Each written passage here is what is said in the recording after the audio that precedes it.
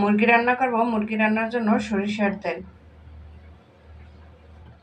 দিয়ে দেবো, পেঁয়াজ কুচি আর 3-4টা কাঁচামরিচ। আসসালামু আলাইকুম। দিয়ে দেবো মুরগির মশলা। পেঁয়াজটা ভালোভাবে ভাজতে নেব।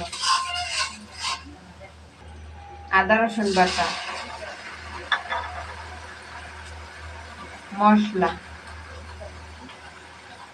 মশলা কষানোর জন্য পানি।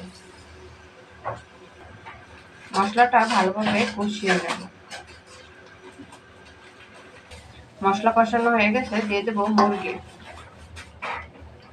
মুরগিটাও ভালোভাবে কষিয়ে নেব। এটা হচ্ছে সোনালী মুরগি।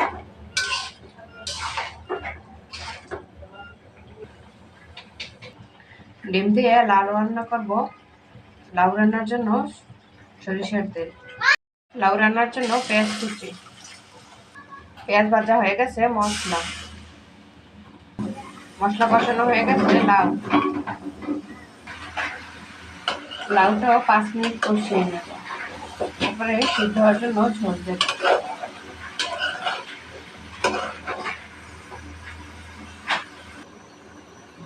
মুরগি কষানো হয়ে গেছে, দিয়ে দেবো আলুটাও কষিয়ে নেব 5 মিনিট।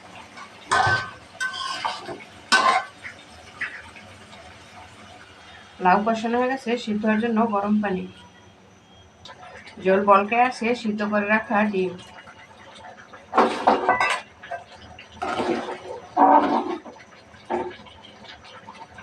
আলু কষানো হয়ে গেছে, সিদ্ধ হওয়ার জন্য ঝোল।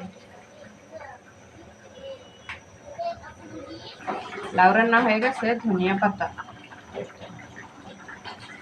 লাউ তরকারি রান্না হয়ে গেছে। মুরগি রান্না হয়ে গেছে, দিয়ে দেবো টালা জিরার গুঁড়া। জিরা দিয়ে মুরগিটা একটু নাড়াচাড়া করে নেব। কিরাপা, তুই কানে কি দিছিস?